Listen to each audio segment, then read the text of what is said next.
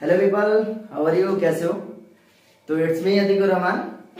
तो today we learn binding energy per nucleon. तो before we learn binding energy per nucleon, why we need to learn binding energy per nucleon? First of all, the basic questions arises in our mind. Why we need to learn binding energy per nucleon? क्या जरूरत है हम लोग को पढ़ने की? ऐसा नहीं कि बिना पढ़े भी काम चल जाए। यह तो आप लोग बाइंडिंग एनर्जी पढ़ लिए ना। बाइंडिंग एनर्जी होती क्या? The amount of energy release during the formation of nucleus is known as binding energy. अब ये बताओ, अगर हम लोग बाइंडिंग एनर्जी मतलब we did it in last video, ये बताओ हम लोग की जरूरत क्या है कि बाइंडिंग एनर्जी पर न्यूक्लियन पढ़ेगी।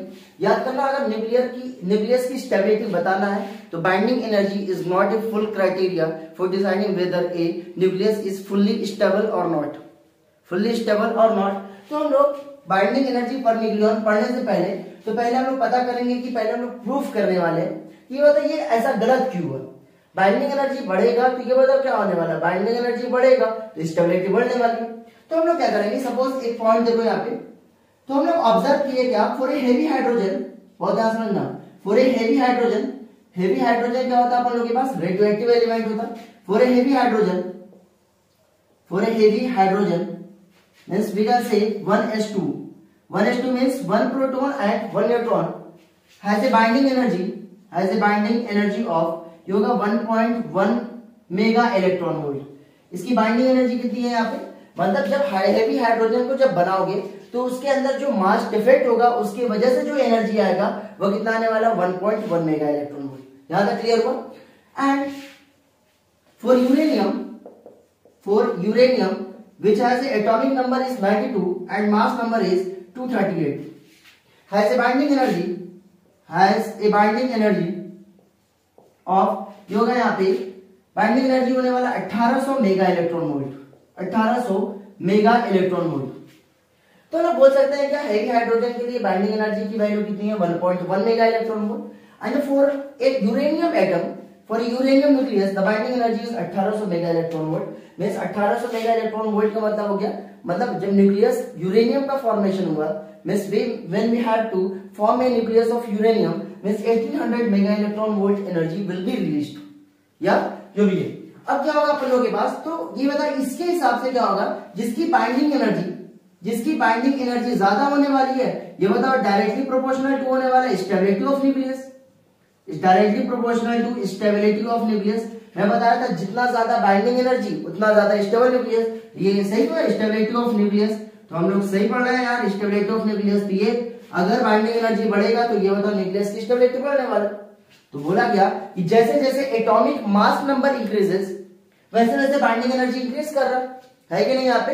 मतलब when atomic mass number will be increases then binding energy will also be increases। तो इसका मतलब हम लोग बोल सकते हैं क्या, binding energy is directly proportional to stability of nuclei and directly proportional to atomic mass number। अरे भैया ठीक है, कोई इसमें गलत? ये चीज अपन लोग पढ़े यहाँ पे लास्ट वीडियो में, एटॉमिक मास नंबर। अब देखो यहाँ पे क्या हुआ, यहाँ पे आया आयरन बोला भैया कहा मेरे को भूल गए। आयरन बोला कि मेरी बाइंडिंग एनर्जी तो कम है, मैं तो मुझे अगर आयरन क्या है, आयरन आया इसके बीच में कूदा, बोला भैया आयरन बोला कि अरे मेरी तो binding energy 492 mega electron volt. अगर 492 मेगा इलेक्ट्रॉन वोल्ट है तो यूरेनियम से कम है इसकी बाइंडिंग एनर्जी, मतलब आयरन को ज्यादा, ये बता आयरन कम स्टेबल होगा और यूरेनियम क्या होगा, सबसे ज्यादा स्टेबल होना चाहिए। मगर ऐसा नहीं हुआ। और ऐसा नहीं हुआ क्यों ऐसा नहीं हुआ हमारे पास? तो इससे पता चला, इससे ये कंक्लूजन निकालने वाले हैं क्या, बाइंडिंग एनर्जी एक सिर्फ क्राइटेरिया नहीं हो सकता न्यूक्लियस की स्टेबिलिटी के लिए, हमारे पास एक अलग क्राइटेरिया बनाना पड़ेगा। उस क्राइटेरिया का नाम क्या होगा? Binding energy per nucleon. तो यहां पे हम लोग को पता चला क्या, it means that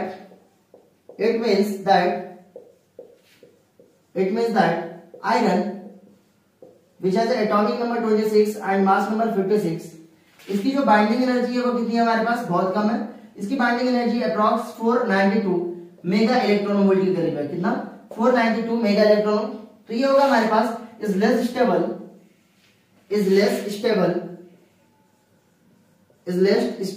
then uranium 92-238। ये होगा जिसकी बाइंडिंग एनर्जी किसके अप्रॉक्स है हमारे पास? बाइंडिंग एनर्जी होगा 1800 मेगा इलेक्ट्रॉन वोल्ट के करीब है। तो ऐसा ऑब्जर्व नहीं हुआ। याद करना, आयरन का न्यूक्लियस सबसे ज्यादा स्टेबल होता है। The nucleus of iron is most stable, means then uranium, then hydrogen, then carbon, then oxygen, किसी से आप कंपेयर करोगे आयरन का जो न्यूक्लियस होगा वो सबसे ज्यादा स्टेबल होने वाला है। तो practically we have observe, practically हम लोग को ये पता चला, बहुत ध्यान समझना, प्रैक्टिकली ये अपन लोगों को पता चला कि आयरन जिसका एटॉमिक नंबर 26 है और मास नंबर कितना होगा 56, has most stable nucleus, has most stable nucleus, has most stable nucleus then, ये क्या होगा अपन लोग के पास, देन यूरेनियम 92 to 38, 92 and 238। इससे मतलब ये क्या होगा हमारे पास, ये ज्यादा स्टेबल है। तो इससे ये मतलब इससे पूरा कंक्लूजन क्या निकलता है, इससे पूरा कंक्लूजन ये निकलता है कि बाइंडिंग एनर्जी तो क्राइटेरिया नहीं है न्यूक्लियस की स्टेबिलिटी के लिए। अगर तुम न्यूक्लियस की स्टेबिलिटी के लिए अगर तुम बाइंडिंग एनर्जी को सिर्फ क्राइटेरिया बनाते हो तो ये गलत है। इसका मतलब यहां से अपन लोग ये कंक्लूड किए, means only binding energy is not a criteria, only binding energy is not a criteria for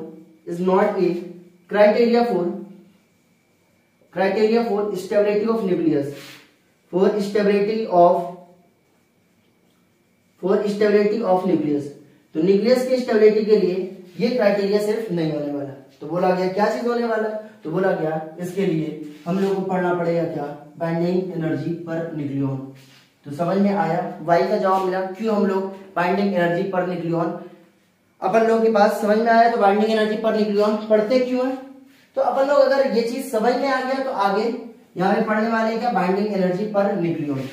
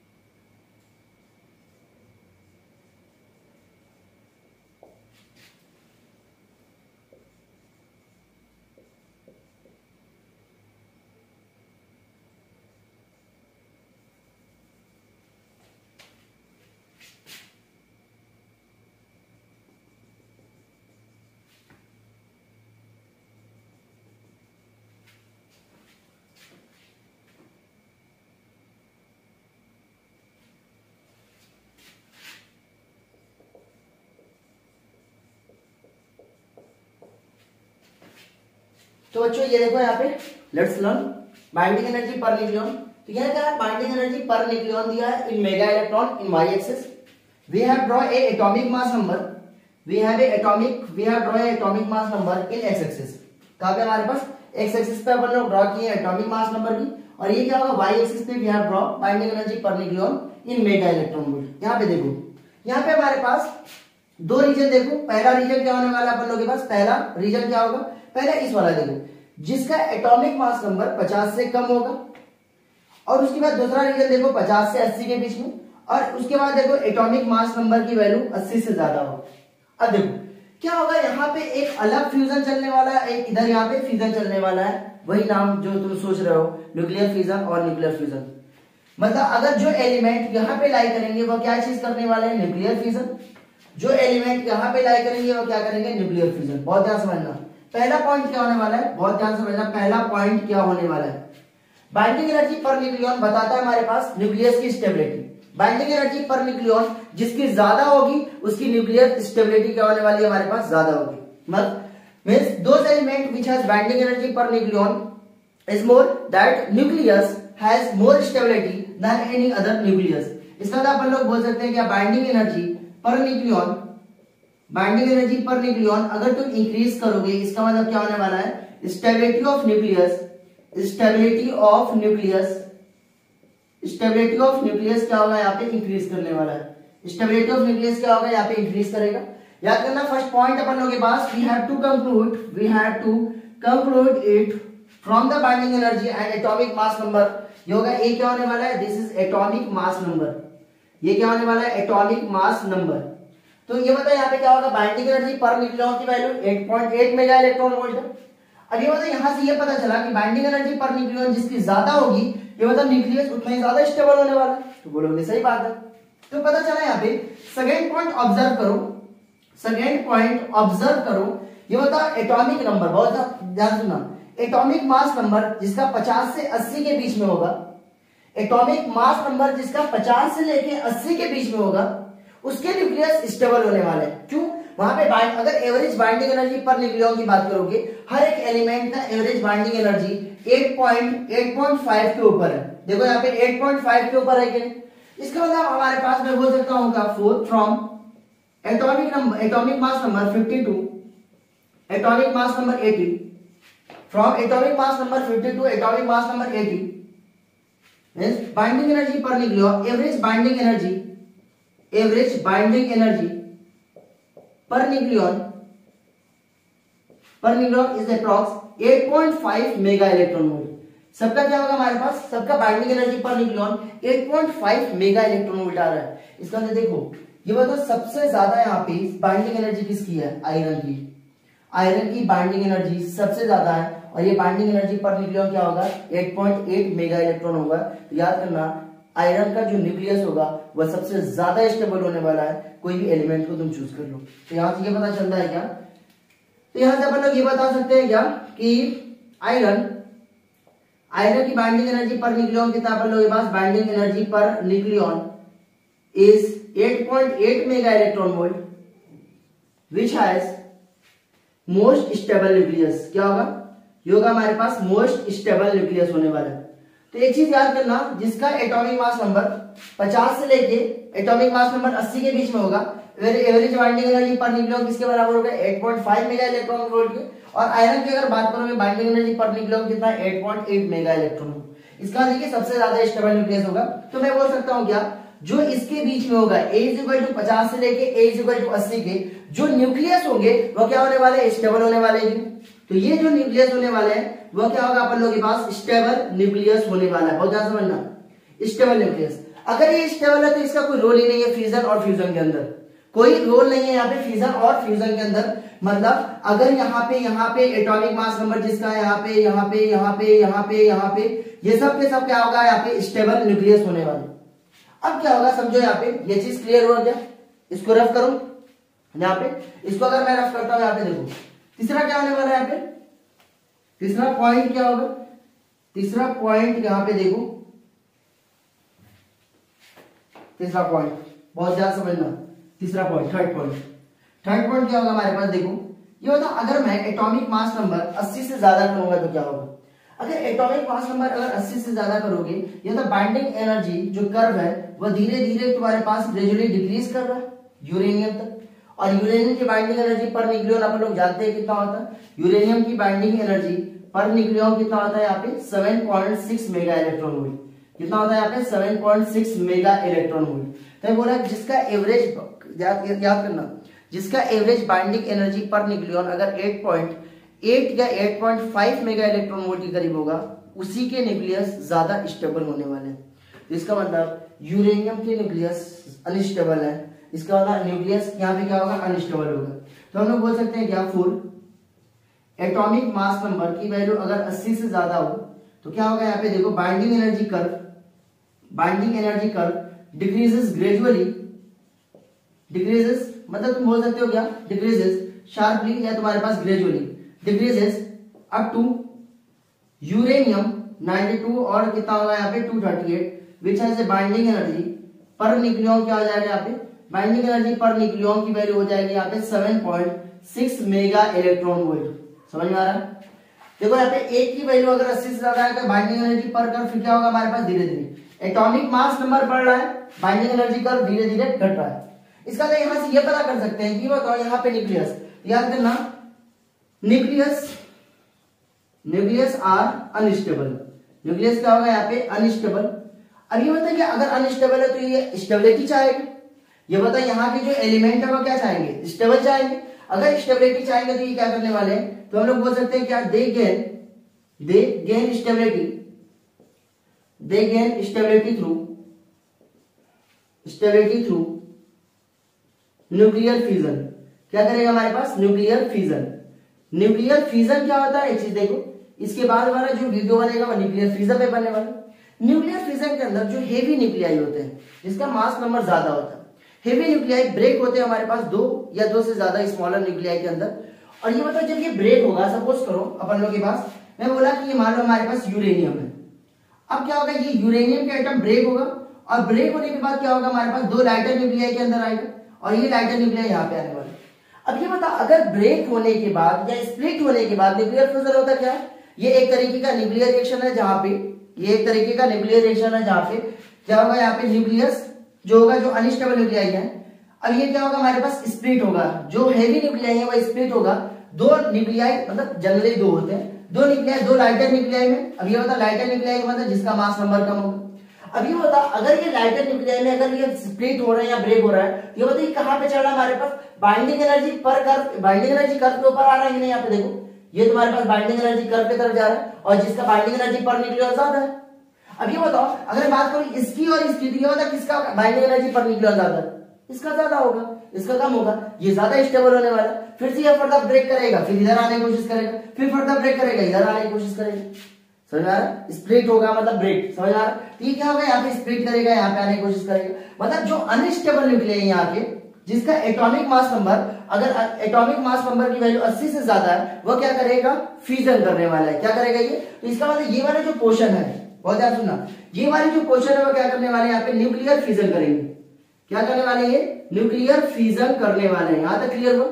nuclear fusion का मतलब हेवी न्यूक्लियाई स्प्लिट होगा 2 लाइटर न्यूक्लियाई के अंदर, जिसका बाइंडिंग एनर्जी पर न्यूक्लियन क्या होगा, ज्यादा होने वाला है।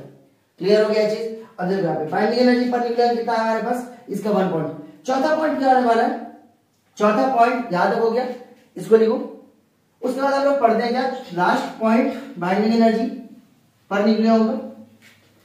क्योंकि हमारे पास लास्ट 1 पॉइंट मतलब 4th पॉइंट क्या होगा यहाँ पे, बहुत ध्यान समझना कि सपोज करो मैं बोला 4 एटॉमिक मास नंबर की वैल्यू जिसकी देखो 50 से कम है, जिसका एटॉमिक मास नंबर की वैल्यू अगर 50 से कम होगा, ये बताओ फिर से क्या हो रहा है, बाइंडिंग एनर्जी कर्व डिक्रीज कर रहा है और डिक्रीज करके कहां पे पहुंचा, हाइड्रोजन तक पहुंचा।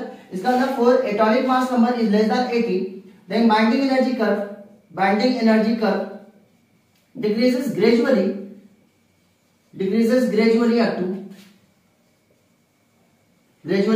Up to hydrogen, heavy hydrogen 1s2 तक ये तुम्हारे पास। और जिसका बाइंडिंग एनर्जी पर न्यूक्लियन कितना है यहाँ पे, बाइंडिंग एनर्जी पर न्यूक्लियन बहुत कम है। इसका बाइंडिंग एनर्जी पर न्यूक्लियन क्या होने वाला है, बहुत कम होगा। ये किसके अप्रॉक्स होने वाला, 1.1 मेगा इलेक्ट्रॉन वोल्ट के अप्रॉक्स होने वाला है।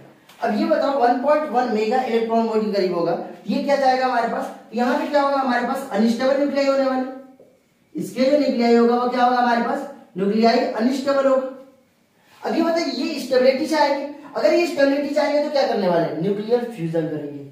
अब यहाँ पे एक हाइड्रोजन मिलके मतलब दोनों मिलेंगे और लाइटर न्यूक्लियाई, याद करना फ्यूजन का मतलब क्या होगा हमारे पास 2 और more than 2 lighter nuclei combine together they form A heavy nuclei, मतलब जिसका मास नंबर ज्यादा होगा। सपोज करो यहाँ पे ये न्यूक्लियाई और ये न्यूक्लियाई मिले और क्या बनाएगा हमारे पास यहाँ पे। अब ये बताइए इसकी बाइंडिंग एनर्जी पर न्यूक्लियन ज्यादा, तो इससे तो ज्यादा स्टेबल होने वाला है, इससे तो ये ज्यादा स्टेबल होने वाला है। तो ये बताओ ये जो प्रोसेस होता है लाइटर न्यूक्लियाई को मिलाकर हेवी न्यूक्लियाई का फॉर्मेशन करना है, ये बताओ उसको हम लोग क्या बोलते हैं न्यूक्लियर फ्यूजन बोलते हैं। क्या बोलते हैं उसको हम लोग न्यूक्लियर फ्यूजन बोलते हैं। तो हम लोग बोल सकते हैं क्या they try to gain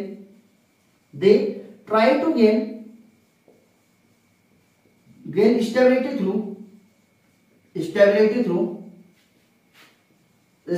through nuclear fusion करेगा, तभी ये क्या करने वाला है यहाँ पे स्टेबिलिटी पाने वाला है। मतलब ये जो होगा हमारे पास इधर के जो एलिमेंट होंगे वो क्या करेगा हमारे पास न्यूक्लियर फ्यूजन करने वाला है,